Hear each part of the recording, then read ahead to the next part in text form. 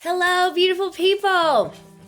Oh my goodness. Perfect day for us to come together, whatever day it is for you. And I've been learning something that I wish I had really grasped a long time ago. So I just wanted to give a shout out about this topic in case it could serve you or perhaps someone you love or someone you lead.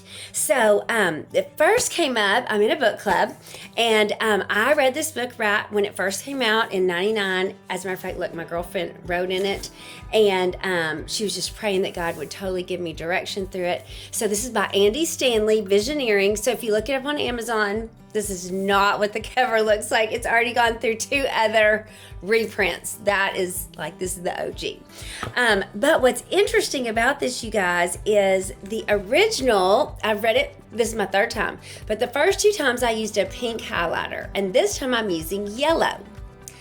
Well, what is astounding to me is the things I didn't notice when I read it the first time in 99 and then the second time sometime after 2003. So the topic today, though, is I almost hate to say the word because we always have a preconceived notion about the word, and that is not necessarily where we're going. But the topic is, well, here, I'll do it this way. We're going to talk about success versus the rewards of success. Success versus the rewards of success. So let me just read you this definition that I did not catch the first 2 times I read the book on page 46, in case you have the book and want to check it out. One of the things that can make it difficult for the development of a vision is our confusion regarding success. There's a tendency to confuse success with the rewards of success.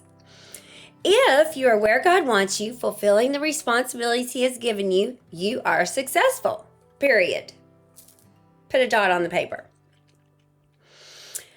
Granted, you may or may not be seeing the rewards of the success, the tangible, right?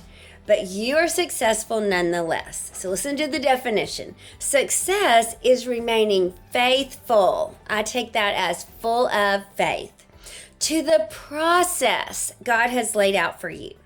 Certainly, there are significant and enjoyable mile markers along the way. But success is not a mile marker. It's not the raise, the promotion, the reco, the Christian marriage or home, the wonderful children. Those are simply enjoyable mile markers along the way. Success itself, though, is staying faithful to the process that contribute to those things becoming a reality. Unfortunately, though, many of us do not consider ourselves successful until we experience the rewards, whether it's a title, a financial, a tangible thing, the house, the car, the whatever. I loved this example too. The 95 Atlanta Braves won the World Series, but no one would say they became a success in the 9th inning of Game 6 of the series. When did they become successful? Well, they were successful the entire season. In fact, in several previous seasons leading up to the 95 season, they began making the decisions necessary to be faithful to the process of becoming a championship team. Winning the series was simply the fulfillment of the vision, the reward, right? But success came long before the exhilaration of winning the game. If we tend to measure success by whether or not our vision has materialized, we can become a candidate for discouragement. No, we don't want that. After all, there are days it seems like we're moving at the speed of light in the wrong direction towards our own vision, right? It's possible to go for weeks or months or even years with no sign of progress.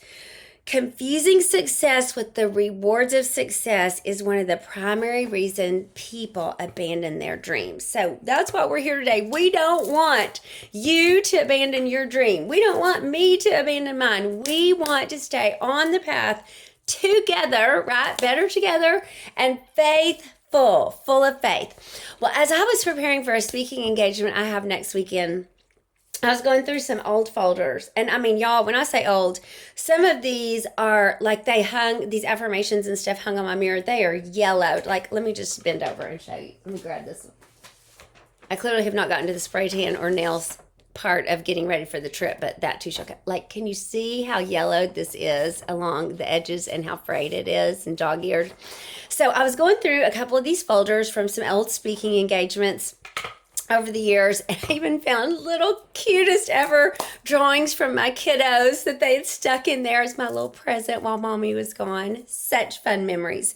But I came across this. It's not a poem, but it's from one of my mentors, something that he wrote called I'm Successful Because. Well, when I shared with Dan the Man that I was going to come in here and record this real quick before I moved on to my next appointment, he said, oh, is that thing I guess sent you a couple weeks ago? And y'all, I literally had one of those moments of, I don't know what you're talking about. And he goes, remember when I got home from his sister's, like I was telling y'all about it and I sent it to both of you. And I go, this is kind of like almost scary. Like I do not remember even having the conversation. And I said, is it landscape? Because as you can tell, this is like written landscape. He's like, no, it's like a portrait. And I was like, I don't think it's the same. Like, I must have had this all these years. And, I mean, I'm sure I read it at the time he gave it to me, but I guess I never took it to heart all the way. And here it resurfaced. So that's the kind of thing, right? When God is, like, bringing your attention to something in multiple different ways, you're like, I better get in there and record this. This is important. So one of the things I particularly appreciate about this mentor that wrote this is he used to always talk to me about really important to have in the order of things of our lives, be, do, have. So who do you want to be? Like having a vision of the person you want to become. How do you want to respond in circumstances? How do you want people to feel when they're with you? Do you want to have a sense of peace, of confidence, of strong stability, of faithfulness, of joy? Or is it okay with you if you're the person that wigs out at the drop of a hat and stress queen and, so we would have these conversations. And it was because what he saw in me at the time was I was focused on the same three things, but not in that order. I was focused on do, have, be. Okay? Do, have, be instead of be, do, have. So be the person that you want to be.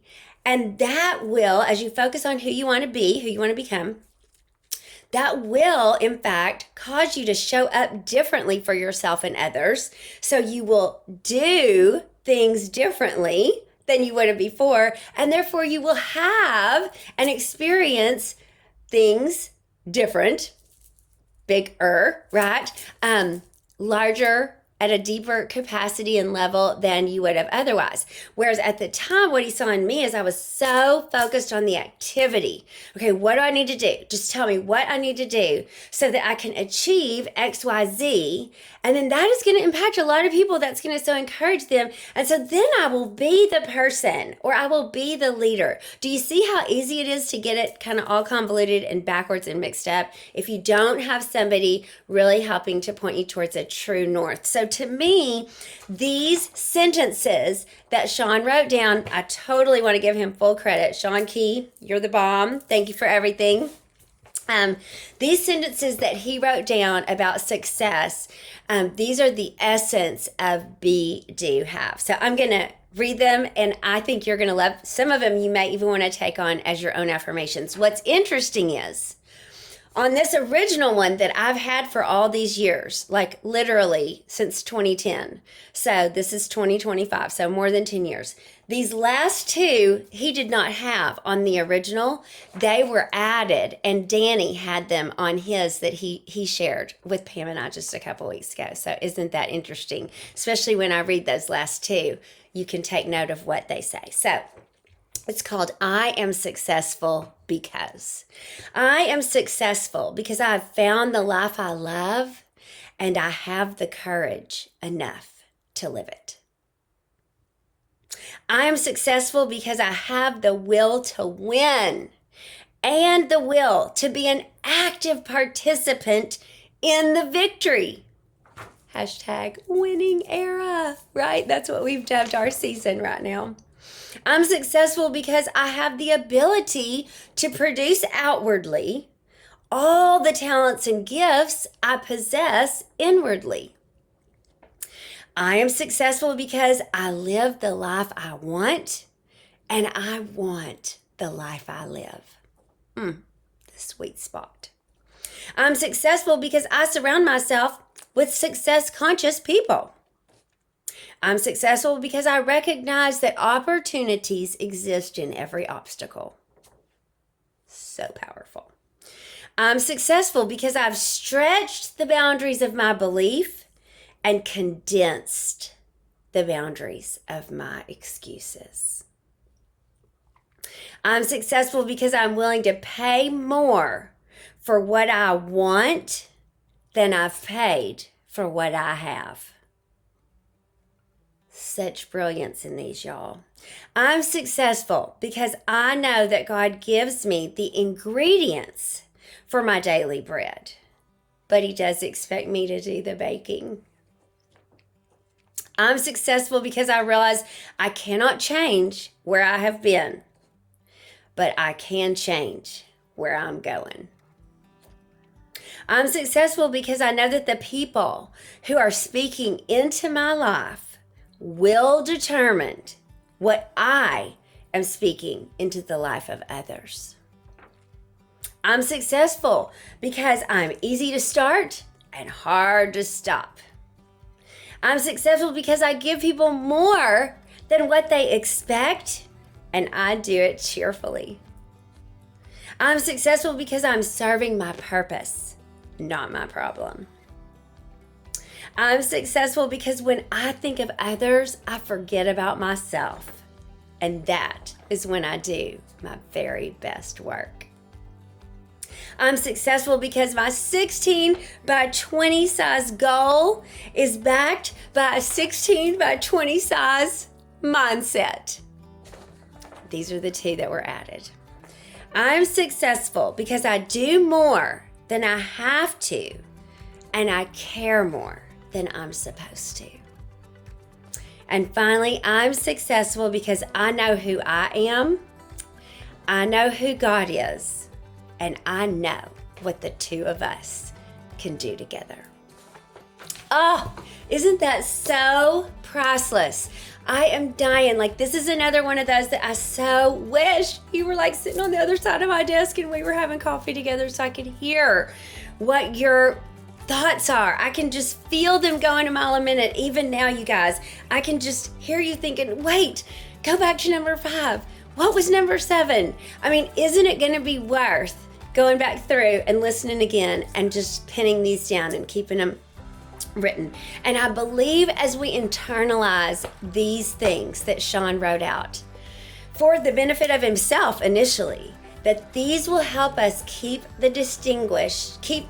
confusion away from and distinguish between success and the rewards of success. Because if what we're always chasing is outside of us, it's this constant hamster on the wheel. Whereas if those are just the rewards, and what we know is what's inside of us is truly the gift, and developing us in who we want to be and become, knowing that as we allow God to transform our character and our thought processes, our mindset, etc., that we then are going to automatically do the things that a person would do who would be receiving those very tangible rewards. I can't wait to hear your comments. I hope this has been a blessing to y'all. Thanks a million for tuning in, and I will see y'all in a couple of days.